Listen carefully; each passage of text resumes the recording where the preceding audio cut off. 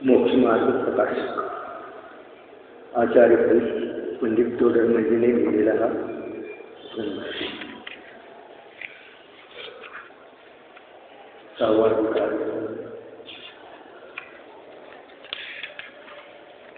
उपदेश को गुरु और को धर्म का प्रतिषेध. मिथ्या देवादिक भजे वो है मिथ्या भाव. प्रजति न को साधे भजो यह देश भाव. मिथ्या देवादिकाला भजत असताना नियमाने मिथ्या भाव होतो, जो अनंत संसाराचं कारण आहे. आणि सर्व दुःखाचं कारण एक मिथ्या भावच आहे. मिथ्या भावाचा नाश झाल्याशिवाय दुःखाच्या अभावाच्या प्रक्रियेची सुरुवात होऊ शकत नाही. दुःख नाश होण्याची जी प्रक्रिया आहे तिथून सुरू होते अंतरंगातला मिथ्या भाव दूर झाला असताना. आणि त्याच्यामध्ये हे मिथ्या भाव होण्यामध्ये वास्तविक निमित्त कोण आहे तर मिथ्या भाव होण्यामध्ये देव तू गुरु तू शास्त्र हे निमित्त कारण आहे. म्हणून या ठिकाणी त्या 6व्या अधिकारामध्ये याचा प्रतिषेध करत आहे. पान 170.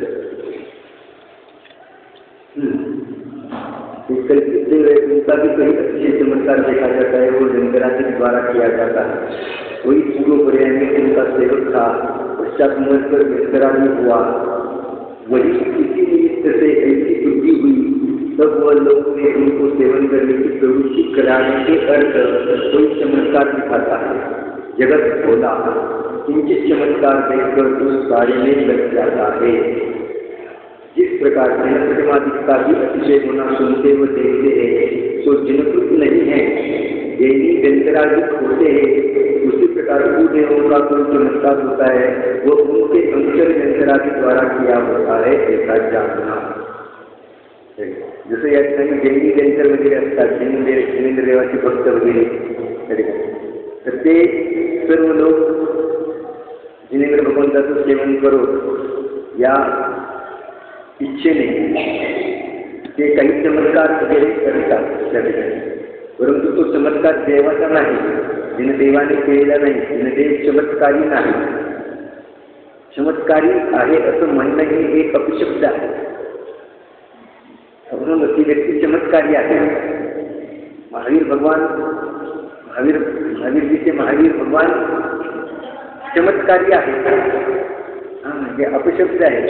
चमत्कारी आपण म्हणतो ती व्यक्ती चमत्कारी आहे तसं या जिनेंद्र भगवान चमत्कारी असत नाही.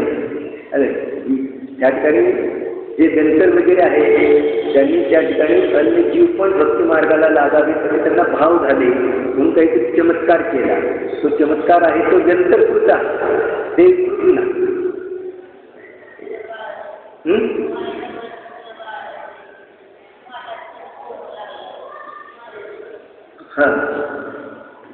आता तर आजकाल तर त्या तीर्थातली प्रतिष्ठा वाढवण्यासाठी, पैसे मिळवण्यासाठी खूप ॲडव्हर्टाईज करतात. या तीर्थामध्ये आला असताना हे होतं ते होतं, अशा प्रकारचे रोग महिन्याचे होतात, अमुक प्राप्त होतं तमुक प्राप्त होतं, फारच चॅनलवर सारखं दाखवतात ना त्या ठिकाणी. या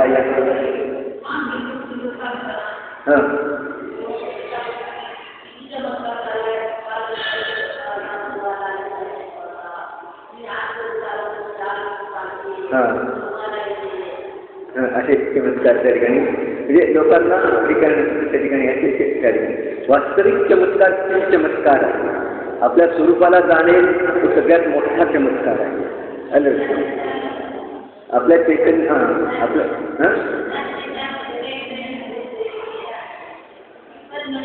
पद्मनंदी पंचविंशतीमध्ये कालचा एक श्लोक छान आला होता, एकदम महत्त्वपूर्ण आला.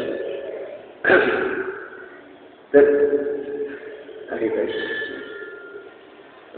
असंच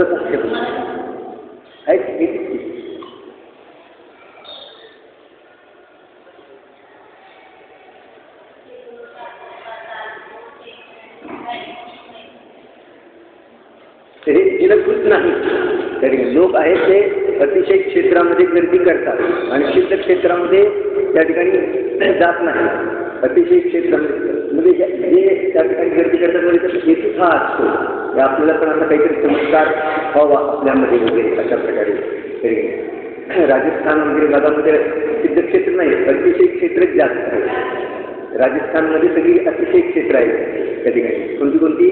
महावीरजी आहे, कदमपुरा आहे, सिदारा आहे, असे अनेक त्या ठिकाणी खूप क्षेत्र आहे त्या ठिकाणी राजस्थानमध्ये. ते सगळे अतिशय क्षेत्र आहेत. इथं हा श्लोक आला बरोबर. शेकडो शास्त्रों का सार जो चैतन्य स्वरूप है वही मैं हूँ. मी शेकडो शास्त्र ऐकले, मी शेकडो शास्त्र वाचले, आलं लक्षामध्ये. परंतु त्या सगळ्याचा सार, त्या सगळ्यामध्ये एकच गोष्ट सांगितली आहे की मी चैतन्य स्वरूप आहे. मी चैतन्य स्वरूपी आत्मा है. वही मैं हूँ. जो चैतन्य स्वरूप है वही मैं हूँ. जे चैतन्य स्वरूप आहे ते मैं हूँ. सदा जानता वही देखता तजे नहीं चैतन्य स्वरूप. सतत जो पाहणारा आहे, जाणणारा आहे, निज भाव को छोड़े नहीं पर भाव चिंतित नाग रहे. ज्ञातावर दृष्टा सर्व काम ज्ञानी चिंतवे. त्यांनी सदा जाणणारा आणि सदा पाहण्याच्या स्वरूपाला चैतन्य स्वरूप आहे. व मैही हूँ अन्य न चिंतित यही तत्व परम सत्व. हे अन्य नाही, मीच आहे. सदा जाणणारा आणि पाहणारा. कर्मजन्य क्रोधादी आणि कायादी ते सगळे माझ्यापासून भिन्न आहे. सो शास्त्र को सुनकर मैंने मन में जमा यही सिद्धांत. शेकडो शास्त्र वाचून आणि ऐकून मी मनामध्ये हा सिद्धांत जमवलेला आहे, हा सिद्धांत ग्रहण केलेला आहे की जो चैतन्य स्वरूप आहे तो मी आहे. जो जाणणारा पाहणारा आहे तो कोण आहे? मी आहे. बाकीचा मी नाही. हे शरीर, काया, विकार, क्रोध, मान, माया, लोभ वगैरे हे मी नाही. हे सगळं विसरून जावा. हे मी आहे, हे मी आहे याचा एकांतता अभ्यास चालू आहे की नाही, तो सगळा विसरायचा आहे. आणि जो मी आहे ते दृढ करायचं आहे. मी कोण आहे? चैतन्य स्वरूप, जाणणारा आणि पाहणारा जीव आहे. याची निश्चिती करायची आहे अंतरंगामध्ये. अभिप्राय बदलला पाहिजे. मी शरीर आहे असा जो अभिप्राय आहे तो मिटला पाहिजे आणि मी चैतन्य स्वरूप आहे असा अभिप्राय उदित झाला पाहिजे. तर आपला प्रश्न काय चालला होता की हे जंतर वगैरेच्या द्वारे जे चमत्कार केले गेलेले आहेत तसेच अन्य मठामध्ये देखील त्या ठिकाणी जे चमत्कार दिसतात ते त्या त्या देवाचे ते अनुयायी असतात, अनुचर जंतराधिक असतात ते त्या ठिकाणी चमत्कार करतात त्या ठिकाणी. परंतु ते म्हणतात परमेश्वराने केलेला. ते काय म्हणतात त्या ठिकाणी की ते चमत्कार कोणी केले? परमेश्वराने केले असं ते म्हणतात. ब्रह्माने केले वगैरे अशा प्रकारे ते मानतात. परंतु ते देखील चमत्कार त्यांच्या अनुचर, त्यांच्या अनुयायी जे जंतर असतात त्यांनी केलेले असतात त्या ठिकाणी. तथा अंतमध्ये परमेश्वरों ने भक्तों की सहाय्य की व प्रत्यक्ष दर्शन दिए इत्यादी कहते हैं. अन्य मतामध्ये परमेश्वराची भक्ती केली तर परमेश्वराने त्याला सहाय्य केलं, त्याला दर्शन दिले वगैरे त्यांच्या पण कथा असतात ना अशा चमत्काराच्या त्या ठिकाणी. आमच्या रूपामध्ये तो आला आणि त्याला मदत केली वगैरे त्या ठिकाणी. वहाँ कितनीही तो कल्पित बातें करी. त्यामध्ये कित्येक गोष्टी तर आहेत त्या कल्पितच आहेत. और कितने ही उनके अनुचर जंतरादि द्वारा किए गए कार्यों को परमेश्वर के लिए कहते हैं. आणि कित्येक गोष्टी आहेत की त्याच्या अनुचर जंतराधिकाच्या द्वारे केल्या गेलेले कार्य आहे त्याला ते परमेश्वराने केलं असं म्हणतात. यदि परमेश्वर के लिए हो तो परमेश्वर तो त्रिकालज्ञ है, सर्व प्रकार समर्थ है, भक्तों को दुःख किसलिए होने देगा. जर परमेश्वराने केलं तर मग परमेश्वराने आधी परमेश्वर तर त्रिकालज्ञ आहे, त्या भक्तावर आधी संकट कशाला येऊ दिले असं आहे ना तरी. आणि मग त्या संकटाला त्याने रूप घेऊन कोणाचं तरी वगैरे ते दूर केलं, एवढी पाय कशाला येऊ दिली. तथा आज भी देखते हैं कि लेच आकर भक्तों को उपद्रव करते हैं, धर्म विध्वंस करते हैं, मूर्ति को विघ्न करते हैं. यदि परमेश्वर को ऐसे कार्यों का ज्ञान न हो तो सर्वज्ञपणा नहीं रहेगा. आणि आज पण प्रत्यक्ष म्हणजे पंडित जोडणच्या काळामध्ये हे लेंच म्हणजे मुसलमान वगैरेंची आक्रमण सुरू झाली होती ना त्या ठिकाणी. आणि लेंच येऊन भक्तांना उपद्रव करतात, धर्माचा विध्वंस करतात, मूर्ती भंग करतायत. मग असं कार्य होत असताना परमेश्वर को ऐसे कार्यों का ज्ञान न हो, परमेश्वराला अशा कार्याचं ज्ञान नाही का? आणि नसेल तर सर्वज्ञपणा राहणार नाही. जानने के पश्चात भी सहाय्य न करे तो भक्त वत्सलता गई. आणि जाणत असून देखील जर ते सहाय्य करत नाही तर भक्त वत्सलपणा पण राहिला नाही. और सामर्थ्य ही हुआ. आणखी काय झालं? त्याच्यामध्ये सामर्थ्य नाही असं म्हणण्याची पाहिजे. जसा साक्षीभूत रहता है तो पहले भक्तों को सहाय्य की कहते हैं तो वो झूठ है. आणि जर भगवान साक्षीभूत आहे असं जर तुम्ही म्हणताल तर मग पहिल्यांदा आम्ही भक्तांना सहाय्य केलं हे सगळं खोटं आहे. कारण ते साक्षीभूत आहेत. तुम्ही म्हणता मदत केली वगैरे तर ते सगळं खोटं आहे. क्योंकि उसकी तो एक प्रवृत्ती होती है. कारण त्याची तर एकसारखी प्रवृत्ती असते. फिर यदि कहोगे वैसी भक्ति नहीं है जो लेंशों से तो भले है, बस तशी भक्ती आजकाल नाही, लेंच्यापेक्षा तर ते भले आहे. तशी भक्ती नाही असं म्हणताल, पण लेंच्यापेक्षा तर भले आहे. हाँ हाँ, कोई यदि कहेगी की वैसी भक्ती नाही है, म्हणजे जशी त्यांनी भक्ती केली त्यांना सहाय्य केलं तशी तुमच्यामध्ये भक्ती नाही आता, तर लेंच्यापेक्षा तर चांगले आहेत. और मूर्ति आदि तो उसी की स्थापना थी आणि मूर्ति वगैरे आहे तर त्याची स्थापना आहे त्या परमेश्वराची. उसे तो विघ्न नहीं होने देना था. म्हणजे मूर्ति वगैरे फोडायला नाही पाहिजे होत्या, त्याला विघ्न वगैरे करायला नको होतं या ठिकाणी. तथा म्लेच्छ पापियों का उदय होता है तो परमेश्वर किया है या नहीं? यदि परमेश्वर का किया है तो निंदकों को सुखी करता है, भक्तों को दुख देने वाला पैदा करता है. वहाँ भक्तवत्सलता कैसे रहा? आणि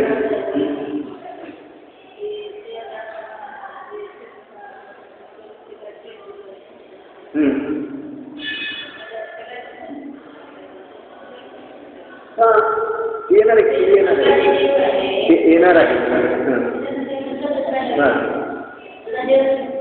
हां बरोबर आहे.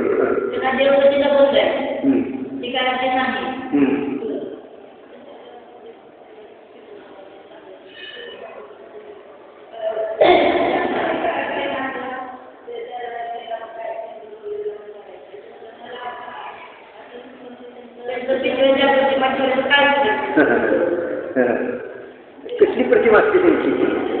ठीक आहे, तुमचं म्हणणं पृथ्वीची प्रतिमा, त्यांची कसली प्रतिमा असते?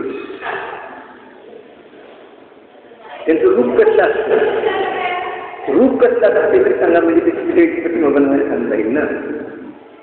त्यांचं रूप वैक्रिक आहे त्या ठिकाणी. ते नाना रूप धारण करतात, कधी सूक्ष्म कधी स्थूल वगैरे अशा प्रकारे. त्यामुळे त्यांचं एकसारखं रूप तर नाही पहिल्यांदा त्या ठिकाणी. त्यामुळे त्यांची प्रतिमा कशी करता येत नाही. पुन्हा ते असंयमी आहे पुढं त्या ठिकाणी. असंयम न वंदितो त्या ठिकाणी. जिनेंद्र भगवंताची आज्ञा आहे की जो असंयमी असतो त्याला नमस्कार करू नका. काय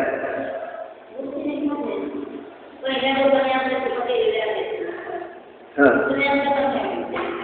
पहिल्या लोकांनी नाही केलेल्या, त्यामध्ये काळाच्या ओघामध्ये आलेल्या काळाच्या या ठिकाणी आले होते.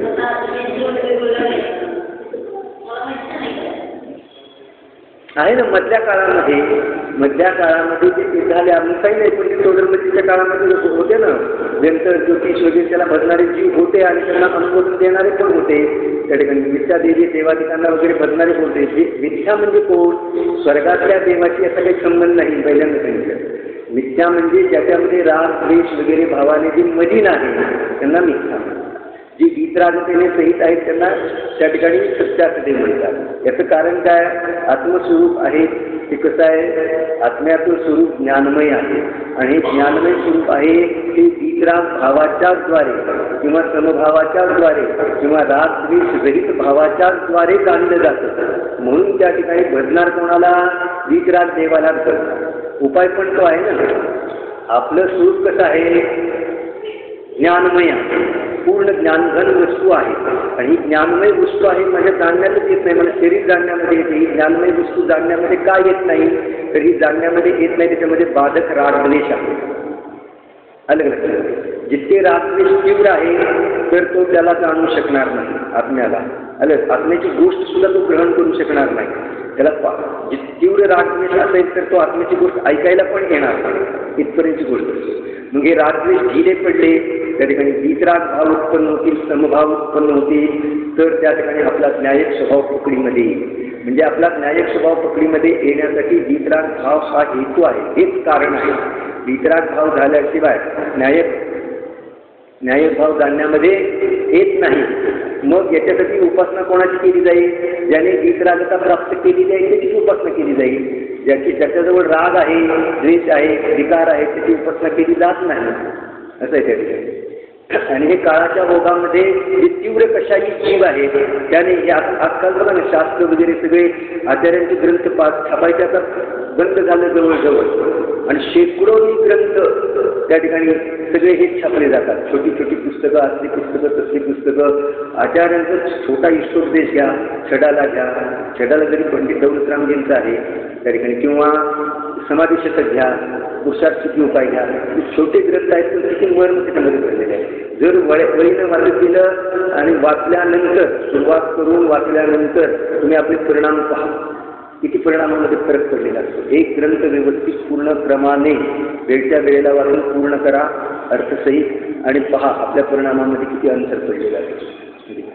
आचार्यांच्या ग्रंथामध्ये किमया आहे, कारण प्रत्येक श्लोक वगैरे घेतले तो क्रमबद्ध घेतलेला आहे. यानंतर हा नंतर हा, त्यामध्ये लिंक लागते यानंतरच हा श्लोक त्यानंतर. त्यामुळं कसं आहे ना, त्याच्या सिरियल पाहताना ती लिंक लागते की नाही, तसं काम आहे हे.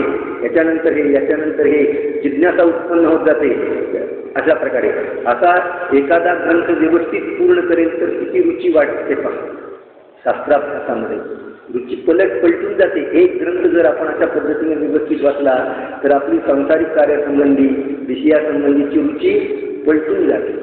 एक ग्रंथ नित्य नियमाने वेळेवर ऐके व्यवस्थित, मधलं न हे करता, आणि जर त्या ठिकाणी अडचणी आल्या आणि राहिला मधला तर तो दुसऱ्या दिवशी पाहेल वगैरे व्यवस्थित. आता एक ग्रंथ पूर्ण करेल तर आपली रुची किती पलटते ते पहा.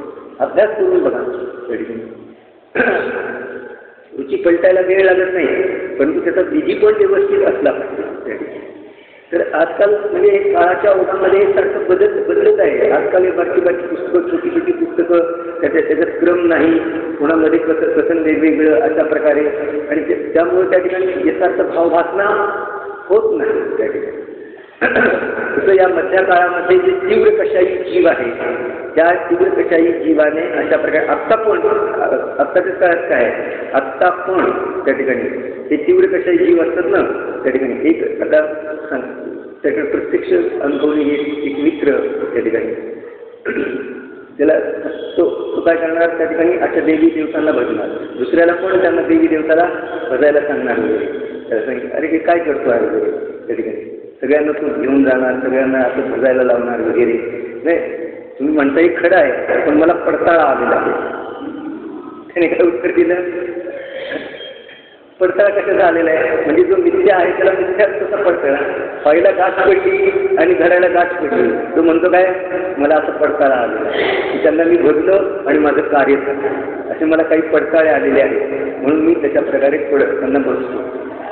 तू खऱ्या दिवसात गुरुला भज आणि त्याचा पडताळा पहा. काय त्या ठिकाणी पहिली गोष्ट अशी आहे की भगवंतांना करता धरता मानणं, भगवंताच्या द्वारे लाभ हानी मानणं हीच मिथ्या बुद्धी आहे. भगवान वीतरागी आहे, त्यांना निमित्त करून आपले परिणाम सुधारेल तर आपल्या परिणामाने आपल्याला लाभ हानी आहे. आपले परिणाम सुधारले तर आपल्याला लाभच लाभ आहे. परिणाम सुधारल्याशिवाय लाभ कसा होईल. भगवान वीतरागी आहेत, ते कोणाला लाभ देतात आणि कोणाला लाभ देत नाही असं मानणं अज्ञान आहे. त्यांची वीतरागता खंडित करणं आहे, पाप बनण्याचं कारण आहे.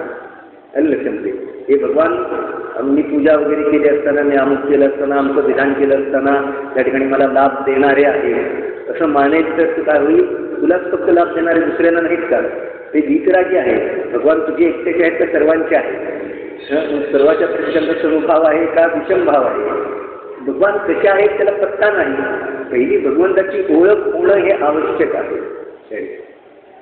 आपले भगवान कसे आहेत, लहान मुलांना पहिल्यांदा ओळख करून जे आपले भगवान वीतरागी आहेत, ते कोणाच्या निंदेने पृष्ठ होत नाही आणि कोणाच्या त्या ठिकाणी स्तुतीनं प्रसन्न पण होत नाही.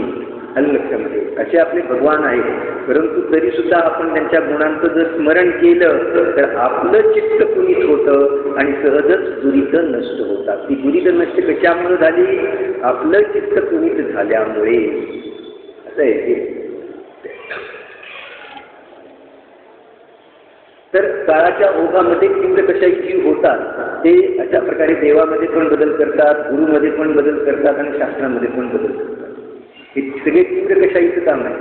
जे त्या ठिकाणी मंद कशाई असतात ते बरोबर पारखून ग्रहण करतात. तसे तीव्र कशाई वगैरे आहेत त्या ठिकाणी. व्यापार धंद्यामध्ये देखील त्या ठिकाणी जादा नफा मिळवण्यासाठी वगैरे त्या ठिकाणी वेळ मिसळ वगैरे सोन्यामध्ये वगैरे करून आहे ना त्या ठिकाणी चालतं ना व्यापारात देखील.